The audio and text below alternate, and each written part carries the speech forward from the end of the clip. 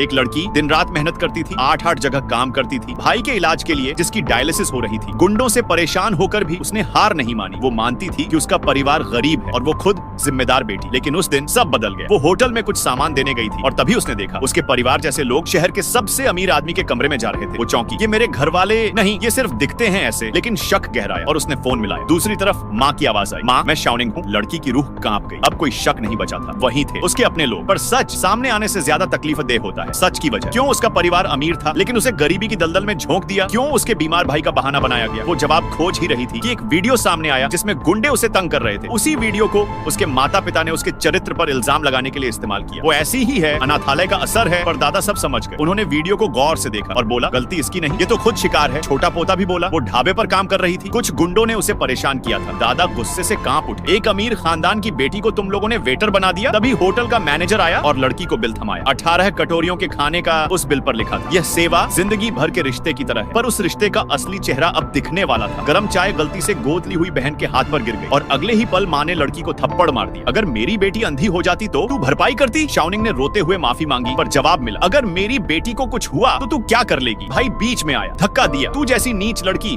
हमारी बहन को हाथ नहीं लगा सकती। और फिर गर्म पानी की एक और केतली भरवा दी। जब तक खाना खत्म न हो इसे पकड़े रह। शाओनिंग कांपती रही, हाथ जलते रहे, पर उसके अपने ही लोग उसे इंसान नहीं समझ रहे थे। दादा चीख पड़े, तुम लोग इसे वेटर से भी बदतर क्यों समझते हो? अब सच्चाई खुली। एक एक्सीडेंट के बाद किसी गरीब परिवार ने उसकी जान बचाई थी और उसके बदले उसके पिता ने वादा किया था कि अपनी बेटी की शादी उस पागल लड़के से करेंगे। लेकिन जैसे ही शाओनिंग वापस आई उन्होंने सोचा असली बेटी को फंसा दो और उसे शादी के लिए मजबूर कर दो। उसी के लिए ये सारा नाटक था, गरीबी का, बीमारी का, मजबूरी का, ताकि वो खुद कहे मैं शादी के लिए तैयार हूँ। शाओनिंग टूट चुकी थी। वो चीख पड़ी, अगर मैं आज होटल में ना आती तो तुम सब जिंदगी भर मुझे धोखा देते रहते। पिता बोले, अनाथालय में पली लड़की के लिए ये तो सौभाग्य की बात है। अब शाओनिंग का सब्र टूट गया। उसकी आंखों में आग थी। वो बोली, अगर ये सौभाग्य है तो अपनी गोद ली हुई बेटी से क्यों नहीं करवाते शादी? और वो मोबाइल उठाकर बोली, तुम मानते नहीं तो चलो मैं अभी उसे फोन करती हूँ।